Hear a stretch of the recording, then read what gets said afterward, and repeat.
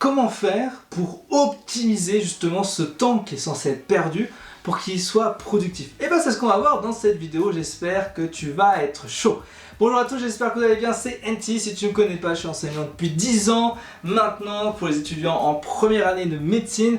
Donc à travers la chaîne YouTube, j'apporte énormément de contenu, que ce soit des vidéos cours, des vidéos méthodes, des vidéos astuces, des vidéos capsules, des interviews, bref, que du contenu qui te permet justement de progresser durant toutes tes études. Donc n'hésite pas à t'abonner à la chaîne. C'est bon, c'est fait? Super, je te remercie. Alors justement, on va parler des transports, comment faire pour bien optimiser son temps là-dessus. J'espère que tu es prêt. Alors on va prendre plusieurs situations, bien sûr, c'est quand même beaucoup plus simple, comme ça vous pourrez regarder votre propre situation. Alors, première situation, admettons que tu aies décidé de prendre le vélo comme type de transport et que tu aies entre 30, 45 minutes, voire même 1 heure de vélo chaque jour, donc aller et retour. Ça arrive très souvent. Moi, dans la région de Strasbourg, il m'arrivait très souvent de faire au moins une demi-heure de vélo pour aller à la fac. Donc, je connais très bien. Mais justement, comment faire pour éviter que ça soit une perte de temps et la rendre plutôt productive? Et bien moi, je faisais un truc qui était plutôt pas mal, c'est que j'avais créé un audio qui était spécifique pour le vélo pour pouvoir l'écouter pendant mon trajet.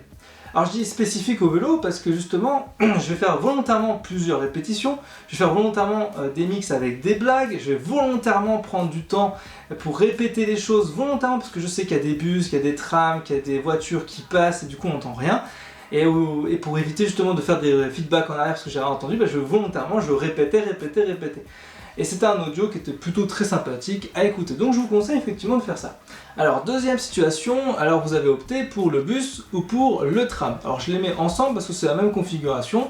Le seul problème, le vrai problème que je trouve dans le bus ou dans le tram, c'est que souvent on est entassé et que c'est quand même difficile de pouvoir finalement apprendre nos cours avec un audio. Moi je vous conseillerais tout de suite, si c'est possible, en tout cas de trouver une place assise et d'être vraiment tranquille et de vous fier uniquement à votre audio et pas à l'environnement autour. Parce qu'effectivement lorsque vous êtes debout, entassé, vous n'avez pas trop le choix de regarder le regard des autres et voilà, c'est compliqué de pouvoir se concentrer sur son audio. Donc ça c'est un vrai hic. Troisième situation, vous allez vous rendre à la fac avec votre voiture. Alors c'est vous le conducteur, d'accord?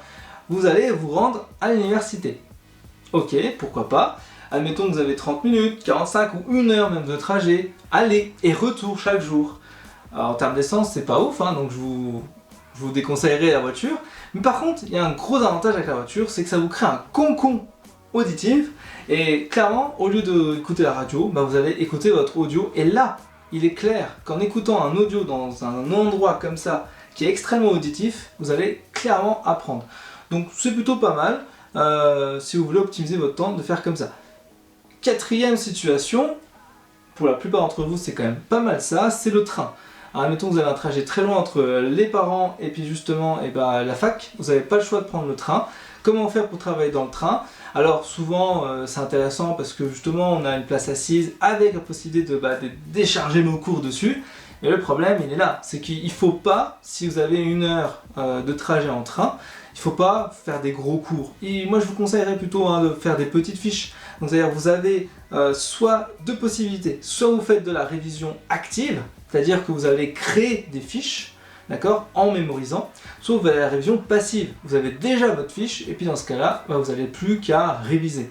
Donc moi je vous conseillerais plutôt d'être dans la révision passive, un truc qui est déjà fait, vous n'avez plus qu'à réviser tranquillement.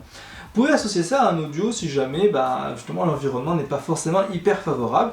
N'hésitez pas à le rajouter en plus, moi je trouve ça intéressant. Alors dernière situation, alors peut-être que c'est une situation volontaire de votre part, et là c'est plutôt une bonne idée pour le coup, c'est le transport à pied. Vous n'avez pas le choix, vous y allez à pied, vous avez une demi-heure, 45 minutes ou 1 heure à pied, aller et retour chaque jour. Alors c'est une bonne idée dans le sens où vous bougez, c'est une mauvaise idée parce que ça va vous fatiguer, mais effectivement une demi-heure aller, une demi-heure retour, pas de problème. Au-delà d'une heure d'aller, 1 heure retour, ça commence à être fatigant pour votre organisme. Donc une demi-heure grand maximum, je pense que c'est une bonne idée. Et dans ce cas-là, vous faites pareil, vous allez mettre un audio, mais alors là, vous allez modifier votre audio. Ça va pas être un audio uniquement pour apprendre vos cours, ça va être un audio qui va vous motiver.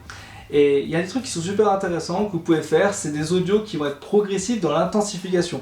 Au début, vous allez parler calmement, puis vous allez commencer à vous raconter des propres histoires par rapport à vos cours. Puis au fur et à mesure que vous marchez, vous allez également parler de vos pas, parler de votre respiration, parler de vous-même, comment vous vous ressentez, etc. Vous êtes un winner, vous allez toujours continuer dans cet esprit-là, tout en récitant vos cours, et vous allez monter comme ça en intensité vers la fin, d'accord, pour voir un peu votre rythme de révision, votre rythme cardiaque, votre rythme de pas, etc. etc. Et ça, c'est très intéressant parce que du coup, ça force votre corps à rester actif avant d'aller à la fac, ce qui est plutôt une excellente idée. Moi, ça m'arrivait de le faire aussi, et je trouve ça vraiment très sympa. Alors moi, c'était plutôt dans des rythmes de course, donc du coup 15 minutes de course, donc un audio pour faire 15 minutes de course, je trouvais que c'était pas mal d'avoir un truc progressif comme ça, étape par étape. Donc vous pouvez calquer cette idée, je trouve qu'elle est très intéressante. J'espère que j'ai pu t'apporter quelques éléments de réponse dans cette vidéo. Moi je te retrouve pour une prochaine vidéo méthode, on se dit à très vite, ciao ciao ciao ciao ciao ciao.